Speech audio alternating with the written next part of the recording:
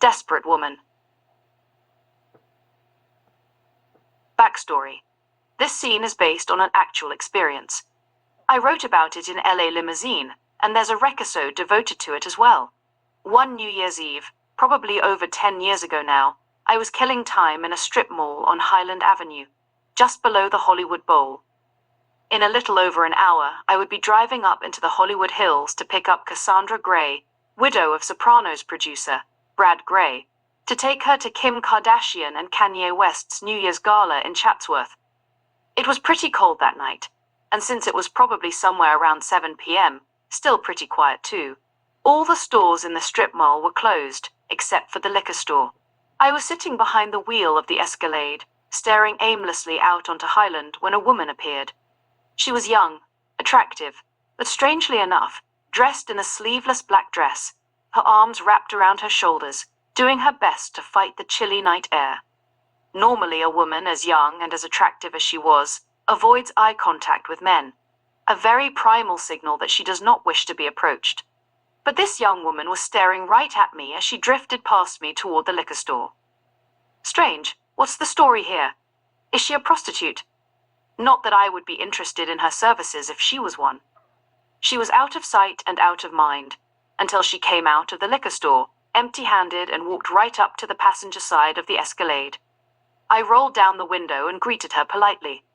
"Can you give me a ride, please?" The pickup was in less than an hour, and even if it wasn't, saying yes could have potentially gotten me fired. When I told her I couldn't, she seemed very disappointed. "Just to Sunset Boulevard?" "I'm so sorry," I told her. "I just can't." She nodded in solemn acceptance and walked back out onto Highland and out of my life. And then the thought occurred to me. You should have told her to go to the Peninsula in Beverly Hills, one of the world's swankiest hotels. There's a bar in the lobby, stuffed with millionaires.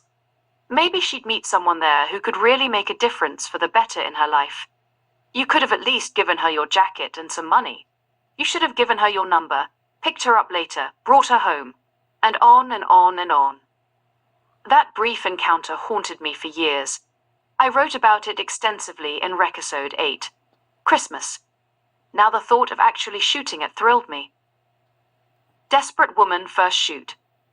On the day of the shoot, which was scheduled for later that night at Big Tommy's on Pico Boulevard, I called to confirm with a Craigslist girl I'd booked to play Desperate Woman. But she texted back that there was an emergency with her pet and that she wouldn't be able to make it.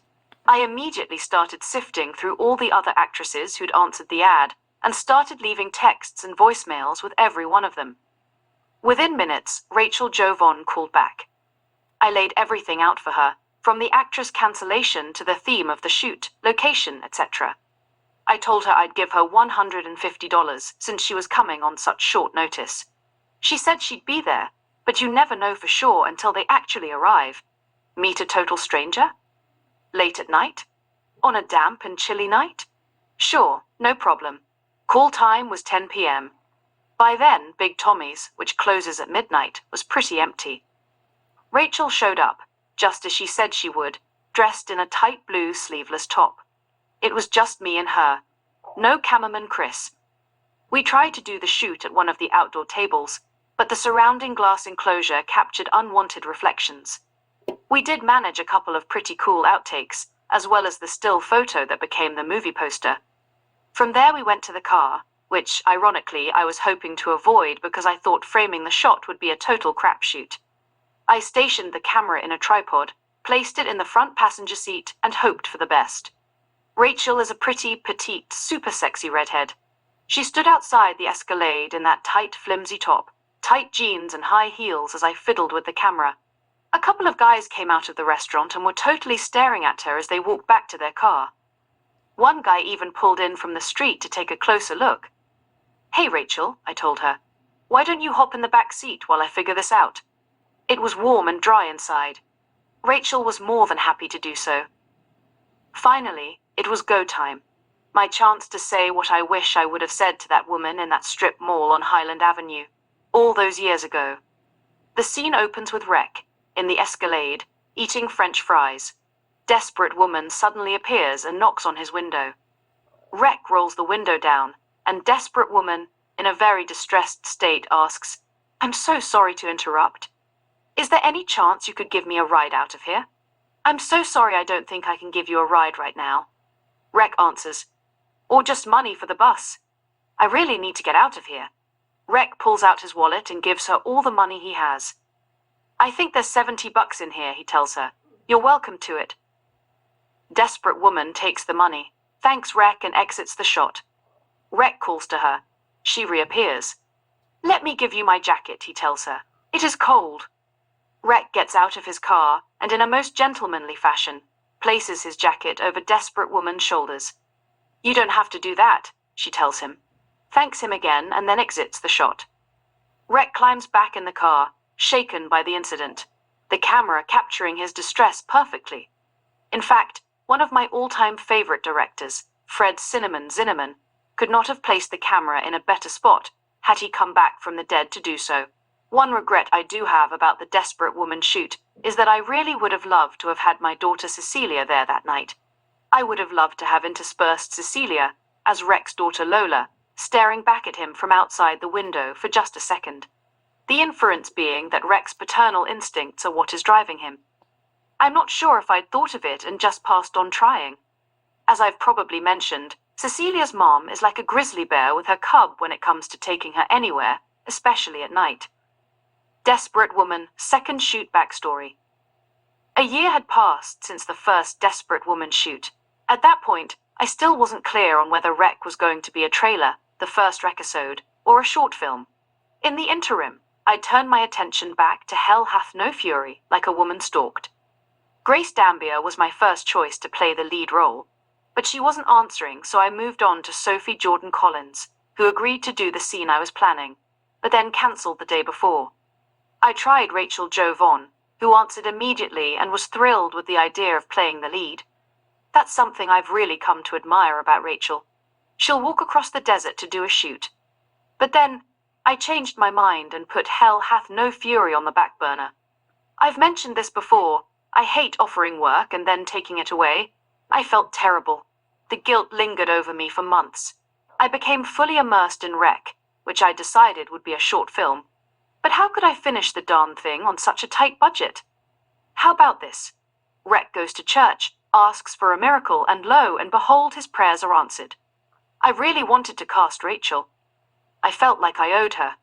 I texted her, and as always, she answered immediately and was as anxious as ever to work. I could have gotten her for $100, but I paid her $200 to make up for the disappointment I'd caused her earlier in the year. Cameraman Chris wasn't available, so I hired Lace Pedroso to do camera. I may have mentioned Lace already. She plays Lily Garza in Rec, in Doug and Dash, and she was also camera person on the first Jill Singh scene, and one of the Rhonda scenes as well. Desperate Woman second shoot. We open with Rec in St. Mark's Church in Venice, asking God for a sign that he's really there. I'd scoped morning mass out the day before. Great Catholic, right? Mass ended around 8:30, and you had about 15 minutes before they locked the place back up again. Lay sat in the pew in front of me, and we waited for the right moment as there were still people lingering around. When the moment came, Lace turned around, holding up the camera. Go, she whispered. God, if you're really there, please give me a sign. Cool, that's line 1. Now for line 2. God, that was amazing. While I have your attention, could you please help me get basement cheerleaders made? Both lines were improv, but they seemed to work pretty well.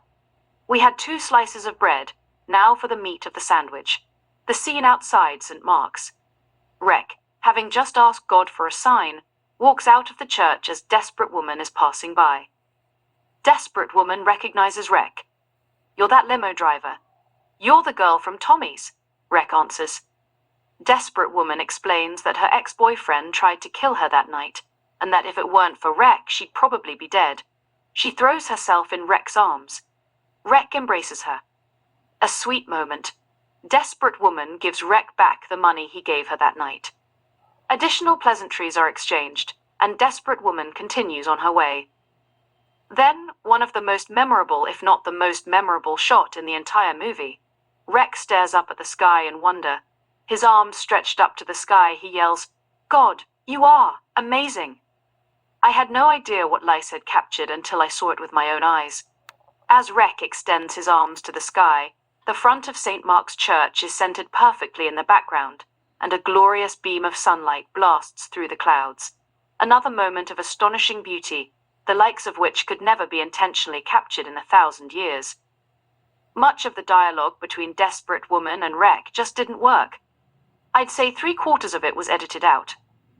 But Rec's two prayers, the initial contact between he and Desperate Woman, and the 5-star final segment of the scene made the day's work a total success. I must admit that during the editing process, I thought about going back inside the church to redo the prayer shots, which weren't exactly perfect. My main concern was that they were shot during LA's annual September heatwave, and I was sweating. But I didn't want to misuse the sacred space we'd shot them in any more than I already had. The whole shoot took a little under 2 hours and cost $300. Plus, I was finally free of the guilt I felt for offering Rachel the lead in Hell Hath No Fury, and then taking it away from her. Fun fact, Rachel was dressed in a sexy sleeveless top, Daisy Dukes and pumps. The girl's just a little sex pot. Anyway, much like the first shoot at Big Tommy's, she attracted men like flies. Some guy on a bicycle sidled up to her, told her how hot she looked, and even offered her a ride on his bike. I thought about saying something, but that might have made the matter worse. We had to hold up the shoot for a few minutes until he finally left. Another fun fact. You always hear blowers in LA. They're these giant wind machines gardeners use to blow leaves and shrubbery away. They reek of gas and are incredibly loud. One of them was going off during the shoot, and Lace, who speaks Spanish, finally went down and asked the gardener if he could take a 10-minute break. We even offered him $20. He agreed to stop, but would not accept payment to do so. Though by that point of the production, it was clear to me that the background sounds of Los Angeles could not and would not be silenced, and that they simply had to be included. On this occasion, the sound was so disruptive that we had to take action to at least try to silence it. Thankfully, we were able to.